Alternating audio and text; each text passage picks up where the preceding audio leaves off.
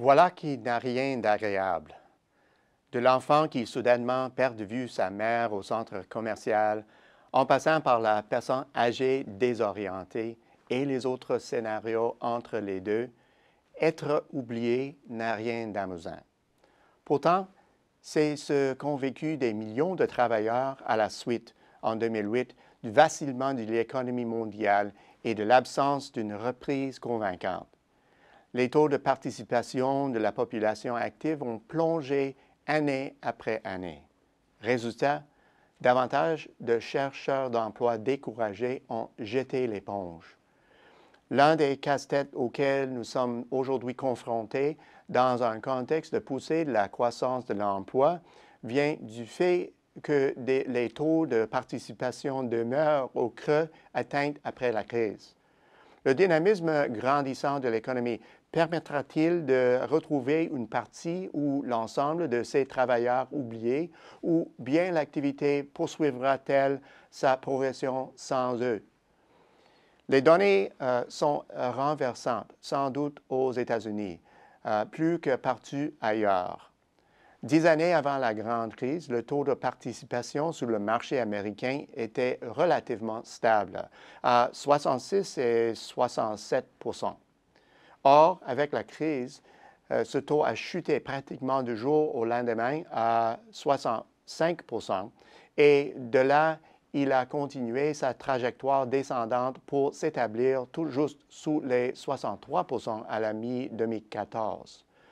La croissance récente et robuste du marché de l'emploi est uniquement parvenue à stopper la chute de ce taux en le maintenant sous la barre des 63 %.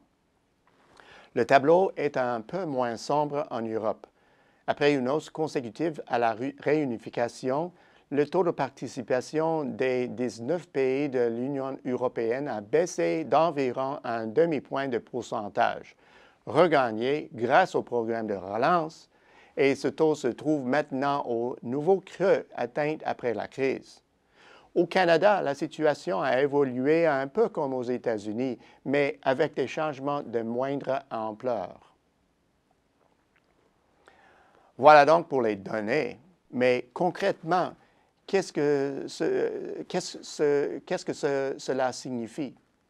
Tout d'abord, que cette année représente un long intervalle dans la vie professionnelle d'un individu et qu'être à l'écart du marché aussi longtemps peut sembler une éternité.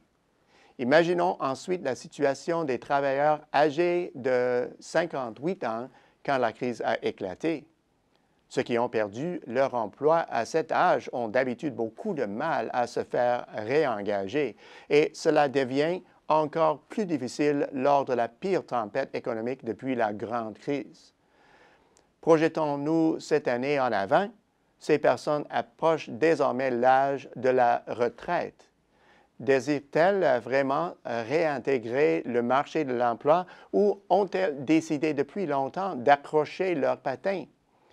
Voilà une question intéressante puisque sur le plan démographique, cette cohorte a une taille très importante.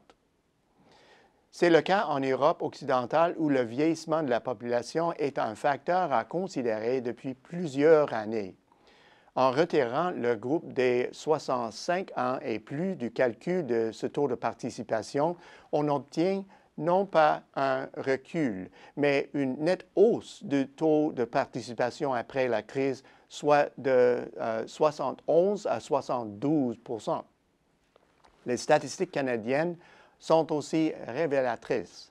La participation limitée à la catégorie des 15 à 64 ans reste très près des pics précédents et elle est récemment en augmentation.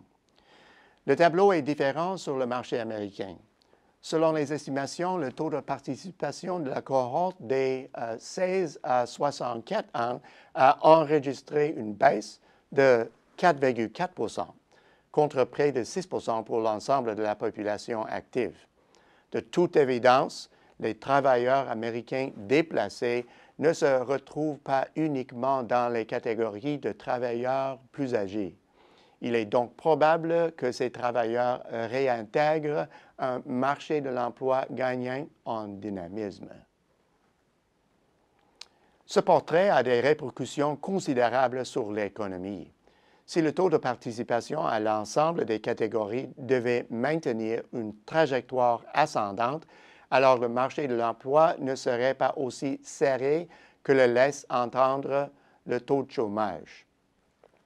Et même si le taux de participation aux États-Unis n'a guère changé, ce marché semble toujours avoir la souplesse nécessaire pour accueillir davantage de croissance. La situation est un peu différente dans l'Union européenne.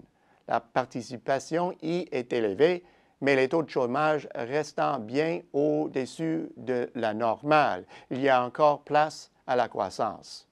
Au Canada, le taux de chômage évolue dans une zone étroite, mais le repli économique sur le marché intérieur agira comme un coussin qui libérera la main-d'œuvre pour les pans de l'économie où la croissance est la plus rapide. En dépit du resserrement, les marchés font preuve de créativité. L'offre de salaire réel plus élevée pourrait se révéler nécessaire pour inciter des travailleurs qualifiés à rejoindre les rangs du marché de l'emploi, et certains d'entre eux le feraient sans doute à leurs propres conditions. De plus, on pourrait utiliser avec plus de créativité la main-d'œuvre existante. Toutefois, le resserrement du marché de l'emploi serait une condition préalable qui devrait être remplie. Et de ce fait, le marché américain se verrait sans doute obligé d'alterner entre les mesures novatrices visant le marché de l'emploi et le resserrement des conditions monétaires avant que le marché puisse se stabiliser et s'engager sur une trajectoire de croissance soutenue.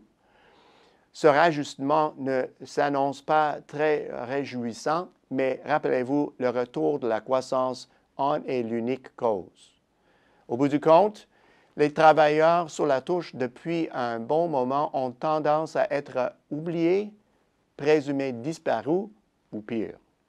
Pour combler les besoins d'une économie dont la croissance s'accélère, nous pouvons nous attendre à ce que l'on relance et avec vigueur la recherche des travailleurs oubliés. Ces derniers pourraient avoir droit à une très agréable surprise au cours des prochains mois. À la semaine prochaine, c'est Peter Hall.